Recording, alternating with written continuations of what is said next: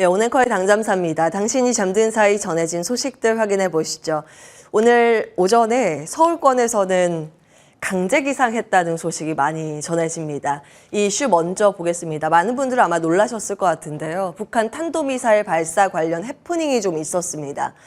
사실 어제 북측에서 정찰 위성 발사 계획을 통보했는데 그것을 이행한 것으로 전해졌습니다. 근데 일본 쪽에서 정찰 위성이 아닌 탄도미사일로 추정된다고 하면서 오키나와 대피령을 내렸죠. 그리고 나서 우리나라에서 위급 재난물자가 왔습니다. 서울 지역 경계경보 발령 이 문자였는데요. 6시 32분경이었습니다.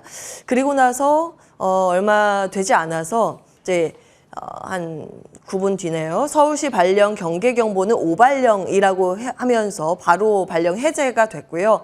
그 이후에 일본 쪽에서도 대피령 해제가 나왔습니다. 자, 지난 이슈인데 이걸 가지고 온 이유는 시장에 대한 영향력을 빠르게 파악할 수 있을 만한 키워드가 있기 때문입니다. 이런 지정학적 리스크는 통상 환율 시장이 가장 빠르게 반영을 한다고 합니다. 그래서 이런 내용들이 전해졌을 때는 환율의 반응을 먼저 보시는 게 도움이 되는데요. 왜냐하면 지정학적 리스크, 즉 이제 전쟁 가능성이 발발을 하게 되면 그 해당 국가의 통화 가치가 급락하기 마련입니다. 그런데 이번에 이런 소식이 전해지자마자 NDF 역외 환율을 봤더니 전혀 미동 없이 약보합해서 그 흐름 그대로 가져가는 모습이었습니다. 이 외환 시장은 이 이슈를 크게 대수롭지 않게 여겼던 건데요. 앞으로 지정학적 리스크가 발발을 하면 이런 이슈가 전달이 되면 가장 먼저 이 환율 시장을 체크해 볼 필요는 있어서 정리를 하고 넘어가겠습니다. 참고 정도만 하시기 바라겠고요. 본론으로 들어가겠습니다. 미국 디폴트 가능성이 점차적으로 낮아지고 있는데 아직까지는 방심하기 이르다는 목소리가 추가되고 있습니다. 어제 전해드린 것처럼 바이든 대통령과 메카시 하원 의장 예산 잠정 합의가 됐고 우리 시간으로는 내일, 미국 시간으로는 31일 저녁 8시 30분에 하원 표결이 들어갑니다. 이게 최종 통과가 되어야 부채한도 협상이 합의가 된 건데요. 지금 하원 규칙위원회 13명 중에서 과반 이상 승인이 먼저 필요합니다. 구성 인원을 보시면 공화당 9명, 민주당 4명으로 구성이 돼 있는데 이 중에서 공화당 2명이 지금 반대를 하고 있다라는 소식이 전해지고 있습니다. 그리고 이 의원들의 이제 목소리를 들어보면 사실은 친트럼프 의원들이 반대를 할 거라는 거는 크게 놀라운 내용은 아닌데 이번에 반트럼프 성향을 가지고 있는 의원마저 반대의 목소리를 내고 있다. 생각보다 많은 의원들이 반대의 표를 던질 수도 있겠구나. 라는 부분이 간밤 추가된 소식입니다. 자, 그럼에도 불구하고 최종 통과 가능성이 높다. 즉 찬성표가 높을 것이라고 보는 시각은 국채금리에 반영이 됐습니다. 미국의 2년물 국채금리, 10년물 국채금리 모두 큰 폭으로 마이너스를 나타내면서 이 디폴트 가능성을 거의 제한적으로 보는 그런 모습이었습니다. 다만 이것이 통과된 이후에도 과연 시장은 긍정적으로만 볼 수 있는가? 세모표시라는 점 어제 같이 말씀을 드렸죠. 시장 전체적으로 봤을 때는 불확실성 해소 측면에서는 분명히 긍정적인 내용입니다만 유동성 측면에서는 유동성이 앞으로 축소될 가능성이 있기 때문에 앞으로의 시장의 방향성은 조금 더 면밀히 들여다보셔야겠습니다. 3대 지수 보겠습니다. 극심한 냉탕과 온탕의 모습을 동시에 보여주고 있습니다. 냉탕은 더 차갑게, 온탕은 더 뜨겁게 이 양극으로 치닫고 있는 상황인데요. 다우지수는 마이너스 0.15% 하락 마감이었고 나스닥 지수만 0.32% 강세 흐름을 보였습니다. AI 관련 기업들의 강세가 특히 두드러졌습니다. 그리고 최근 들어서 경제 지표도 이 냉탕과 온탕이 극심하게 갈리고 있는데요. 간밤 추가적으로 발표된 두 지표 먼저 보시면 컨퍼런스 보드의 소비자 신뢰지수 예상을 웃돌면서 좋게 나왔고요.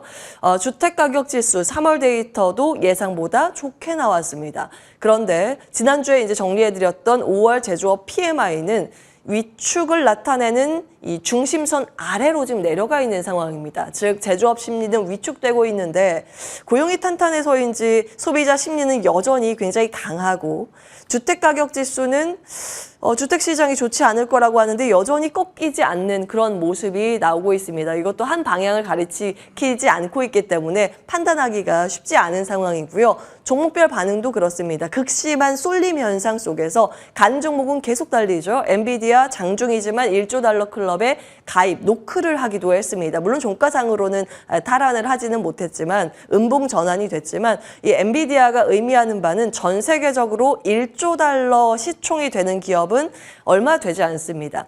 애플, 마이크로소프트, 아람코, 구글, 아마존 이 5개 기업인데 반도체 기업으로는 처음으로 1조 달러 클럽에 문을 두드렸다는 데 의미가 있습니다. 그런데 신저가 종목도 점차적으로 그 수를 늘려가고 있는 현재 국면입니다. 알코아, 타겟 등 경기와 민감한 기업들의 52주 신저가 종목 속출 행진은 간밤 또 다른 한켠에 존재를 하는 모습이었습니다. 엔비디아 일정 정리를 해드려야겠죠. 어제 사실 말씀을 드렸는데요. 간략하게 보고 넘어가겠습니다.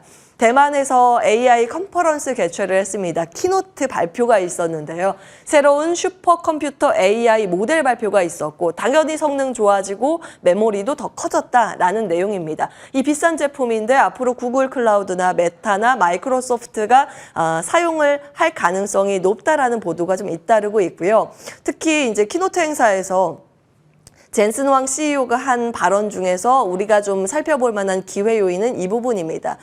젠슨 왕 CEO가 공급망 다변화에 노력하고 있다라는 코멘트를 하면서 H100 GPU 모델, 가장 이제 비싼 이 모델이죠. 이 TSMC에서 생산을 하고 일부 제품은 삼성전자가 생산하고 조만간 인텔의 생산 위탁을 할 예정이라는 코멘트를 했습니다. 파운드리 우리가 잊고 있었는데 어제도 이제 말씀을 드린 것처럼 엔비디아는 팹리스입니다. 공장이 없어서 설계를 하면 그 설계도를 TSMC가 받아가서 TSMC 공장 돌려서 제품을 만듭니다. 그런데 이거는 이제 H100의 언급이었습니다만 현재 지금 가장 많이 쓰이고 있는 게 그 아랫단계인 A100 모델이죠. A100 모델 가동으로만 지금 TSMC 공장이 거의 풀캐파로 차고 있다는 소식 말씀을 드렸고 풀개파로 찬다면 돌릴 공간이 없지 않습니까? 그걸 받아갈 수 있는 그 다음 파운드리 업체가 바로 삼성전자입니다. 그런 이야기를 좀 한 것이고요. 인텔까지 보낸다. 정말 이 시장이 좋다라는 것을 방증하고 있지 않나라는 생각이 듭니다. 다만 주가 측면에서는 그동안 연속 상승에 따른 피로감 누적 때문인지 엔비디아도 3% 강세로 마무리가 됐습니다만 전강 후 약의 패턴을 그리면서 마무리가 됐고요. 마이크로는 하락 전환이 되면서 3% 마이너스권으로 마무리가 됐습니다. 이 점은 참고해 보시기 바라겠습니다.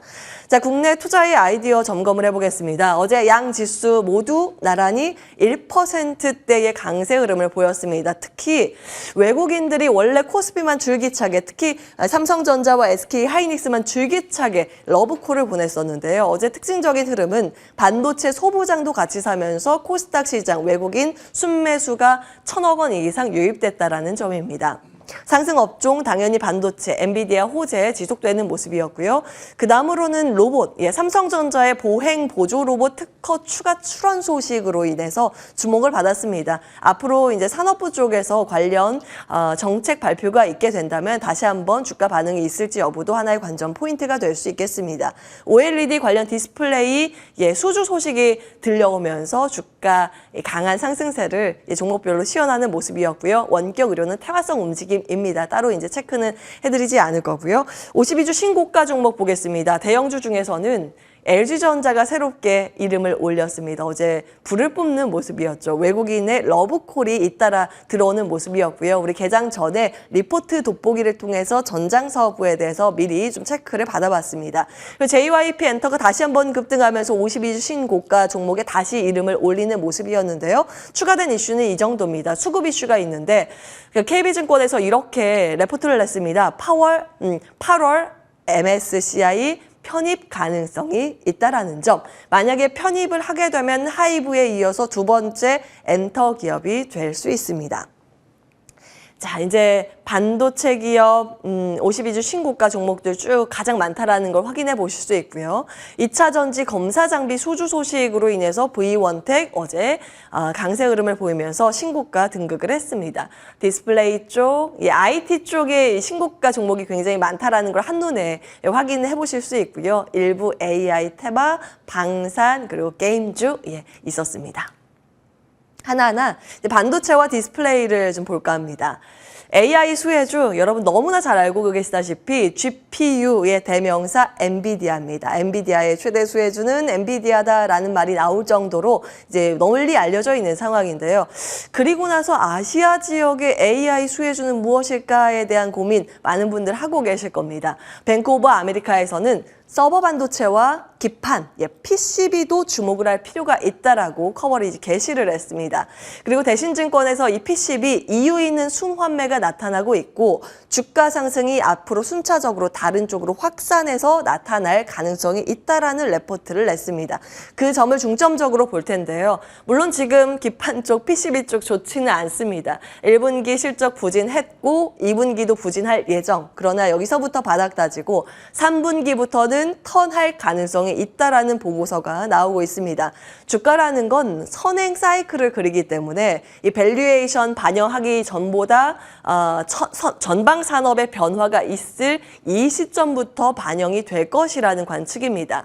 자, 1번 DDR5 가속화라는 모멘텀, 그리고 전방산업 변화 두 번째 AI 투자입니다. AI 투자와 관련해서는 통신 기판 쪽이 주목을 많이 받고요. MLB 쪽의 수요가 앞으로 늘어날 것이라는 관점이 저기에서 나옵니다. 지난주에 이제 말씀을 드린 것처럼 이 HBM의 구조상 MLB 기판, 통신 장비 쪽의 기판이 이쪽에 들어간다라는 점 체크를 해드렸죠. 지금 AI 칩 만드는 GPU, 엔비디아가 만드는 GPU가 이쪽에 이렇게 한쪽에 있으면 이 라인이 연결이 돼서 HBM, SK 하이닉스가 납품하는 이 D램들 쫙 모아놓은 이 D램이 여기에 연결이 됩니다. 그리고 이 D램들을 밑에 접시처럼 받쳐서 붙이는 게 바로 MLB 기판이라는 점 체크해드렸고 그걸 납품하는 게 이수페타시스라는 점까지 당시에 같이 체크해드렸습니다. 자, 그러면 이제 무엇을 봐야 하는가? MLB가 여기에 있습니다. 그리고 순환적으로 봤을 때 그 전에 먼저 움직였던 건 DDR5. 여기까지의 상승세가 나왔는데 앞으로는 이 아랫부분 순차적으로 봐야 한다라는 게 대신증권 박강호 연구원의 이 레포트 내용입니다. 관련 기업들이 여기에 이제 기입이 돼 있고요. 각각의 모멘텀들은 다릅니다. 그래서 모멘텀 쭉 체크를 해보실 필요는 있습니다. 메모리 감산이라는 키워드가 먼저 주목을 받았고 그러면 DDR4에서 DDR5로 넘어가는 차세대 D램이 조금 더 가속화 적용이 되겠구나라는 게 DDR5의 모멘텀입니다. 이게 이미 반영이 됐었고요. 그 다음으로 엔비디아 실적으로 통해서 이 MLB 기판이 더욱더 많이 쓰이겠구나라는 관점이 여기까지 지금 나와 있습니다. 이수페타시스와 함께 대덕전자가 만드는데 사실 이 SK 하이닉스의 HBM과 이수페타시스의 이 MLB 기판은 차지하는 매출 비중이 한 자릿수입니다. 아직은 적은데 앞으로 향후 매출 비중이 늘어날 것이라는 기대감이라는 점 체크해 보셔야겠고요. 여기까지 이제 AI 투자에 대한 기대감이죠. 그리고 나서 AI가 본격적으로 성장을 하면서 클라우드와 서버 쪽으로 투자를 하면 그쪽에 들어가는 FCBGA가 주목을 받을 것이라는 그런 내용입니다. 여기에 해당되는 기업이 바로 삼성전기, 대덕전자, 코리아 서키트였고요. 그 다음이 이제 BGA인데 메모리 반도체 쪽의 회복세, 그러니까 DDR5와 이건 또 별개인데 감산 사이클의 회복이 이 메모리 반도체, 낸드, D램 전방위적으로 나타난다면 그때부터는 BGA를 봐야 한다는데요. 그리고 나서 이 마지막 사이클은 결국에는 휴대폰에 들어가는 이 기판인데 폴더블 폰, 그러니까 휘어지는 플렉서블 PCB 쪽을 눈여겨봐야 한다라는 최종 종착지를 이야기를 하고 있습니다. 폴더블 폰은 이 애플이 이후에 이 폴더블 폰을 출시하게 될 텐데 그것이 모멘텀이 될 거라는 이야기입니다. 삼성이 납품하고 있는 건 인텍플렉스, 애플 예상이 되고 있는 게 BH라는 점 같이 체크해 보시기 바라겠고요.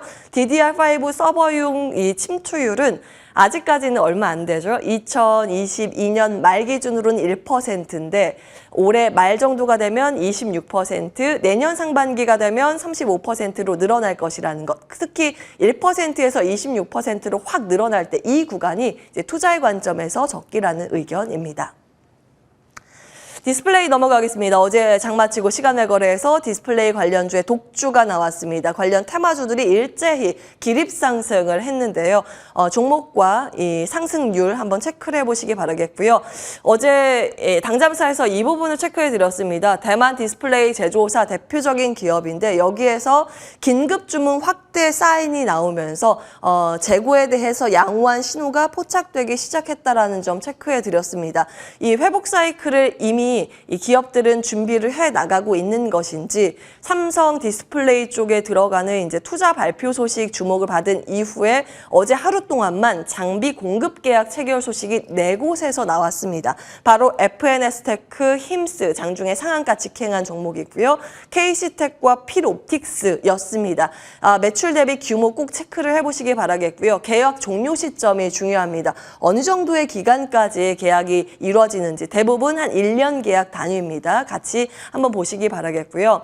8.6세대 이미 지난달에 발표가 됐습니다. 시장에서 기다리는 건 그 다음 세대 8.7세대 라인 발표, 임박 가능성이 물망에 오르고 있는데 그게 나오게 된다면 서플라이 체인 주목을 해보셔야겠죠. 예상 서플라이 체인 기업들 키움증권 중심으로 정리를 해봤습니다. 같이 캡처해 두시고 내용들 체크해 보시면 되겠습니다. 시기별로 보면 이 모멘텀이 좀 다르다고 하이투자증권에서는 정리하고 있습니다. 올 2분기 삼성 디스플레이 쪽의 신규 설비 투자 관련 기업들이 여기에 해당이 되는데 가동 예상이 2025년 하반기입니다. 이 점은 좀 참고해 보시기 바라겠고요. 그 다음 순서는 이제 TV 쪽에 들어가는 신제품 출시 모멘텀, 이 관련 패널 기업들, 특히 대장주는 LG 디스플레이가 될 수 있겠죠. 관련 기업들이 여기에 기입이 돼 있고요. 그 다음 해 내년도 2분기가 되면 아이패드 신제품 출시 일정이 있을 겁니다. 여기에 들어가는 패널 관련 기업들도 같이 참고해 보셔야 할 텐데 하이투자증권에서는 최선우주로 TV와 아이패드 관련 기업 대장주인 LX 세미콘을 기입을 해놨고요. 조금 더 긴 관점, 이것을 넘어서 전장에 들어가는 전기 자동차에 들어가는 디스플레이 쪽을 본다면 토비스가 탑픽이라고 했습니다. 디스플레이 모듈 관련 기업입니다. 같이 참고해 보시기 바랍니다. 온앵커의 당잠사였습니다.